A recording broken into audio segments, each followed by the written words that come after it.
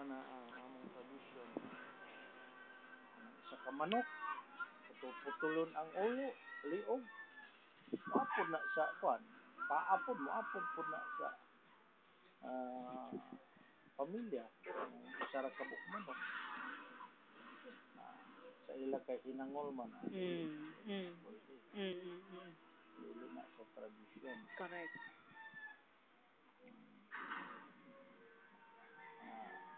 Kay isa ka buok manok, pagka mag-ritual na nga, asa naman ang kuan. Di pang taguan nila sa ilang dili man na mao. Ang purpose nato din sa tubig is we have to dine with the spirits. Atong mga apo, we have to dine with the water, spirits of the water, spirits of land, mountains. Kay sila man ang custodian din sa kalibutan. Yung mga nga usahay, daghan ang magsakit tungod kay wala sila espiritu. Espiritu ra mo na. It's not the way that they are objects for our salvation. Dili na mao. But they are also immortal, which is under the sphere and domains of God. Diba?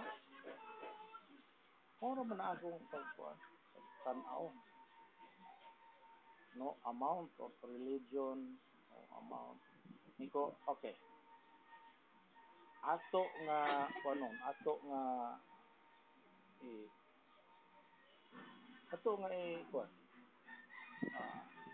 Kanang amo nga sampiton o kanang inyong santos. Kanang inyong santos nga inyong gapistahan. Tao na siya nga tao kaniya to.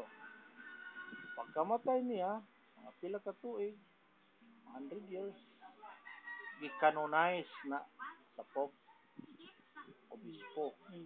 That's why it become a saint because sila man ang i-declare nga, o sige, timuan ninyo ng santos, kaya mo niyang yung kinabuhi.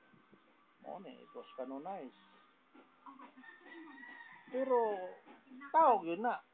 So, mao man ni ang birthday niya, si magasto ka mo kay birthday ani santos. Mao man ni sa pagkamatay niya, sige, magasto ka mo. Mo na ni tabo diha sa Dulugon. Na the first settlers na mga migrants dumagat, dala na sila og kan santos nila San Vicente Ferrer. Nya ang mga nitibo kay wa may santos, adto ra na sila sa tubig kay mo may naandan. Paanod og buta, magpaanod og manok. Nya maghalad, ihaw, magkaon. Una na ilang pista.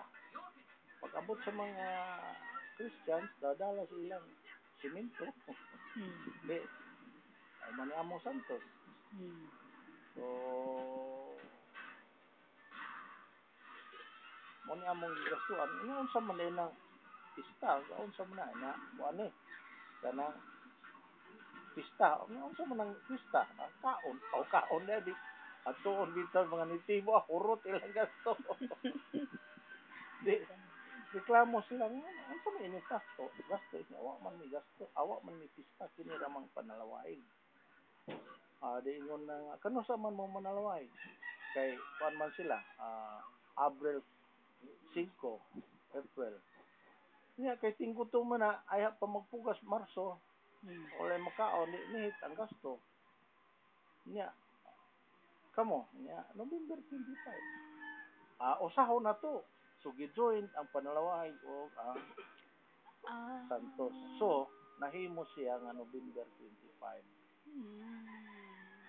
So, sa diha nga nidako na ang tubig. Kay, kami na ang nakupor. Wala na yung panalaway, kay dako naman ang tubig. Niya, naanay mga mangisdaay nga dili mga nitibo. O, di ka na magkapangisda kay wala kay kapital. So, nawala na ang ilang tradition. Only one person nga tigulang nga gasungkod, mao na sige og pangayo sa amo bugas, isa ka salmon, kay itog doon ta kulangi. So, mo na naitabo nga. Iko,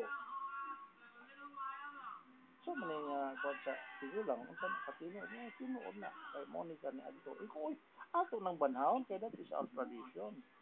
Kami, ko, mao gyapon ang among kuwan sa dito sa Umayam, sa Banglasan.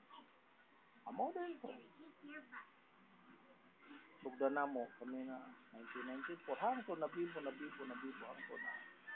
Nahatag na ang kuwan, napukol, kahatag na ang kuwan, ang ilang share, kay kasi man na mo nga to share with this activities, kay kamo man ang kuwan, kamo may naka-benefit. Kami, igo rami custodian, pero wala may maka-benefit, kay hindi naman may kuwan. Kamo may nag-convert into energy, kamo may nag-convert na maabot sa inyong planta, galing og tubo. So, boss ko, 5,000. Hindi, mga 15,000 ang makapalit sa baboy, ng duwa ka buo. Nakaroon kay nabibo na, ilan na kong kuwan. Hindi man kataga dire. Amo man eh. Okay. Murag dato higyawan lagi anaon man pud. So, ingon ana dayon ni tabo. Bisag asa ako kay ni as akong kasintaton, I can always perform. O sige, kamo dito man. May manok na akong tulong, kaya so, dito ko nangayo ko sinsya. Yeah. So, dili ko makasambong, pero dili ka mo. Sambong mo. Ikal bukid, ikal sapa. Correct. Dili ka mo kay muna akong pagtahod sa inyo. Simple as that.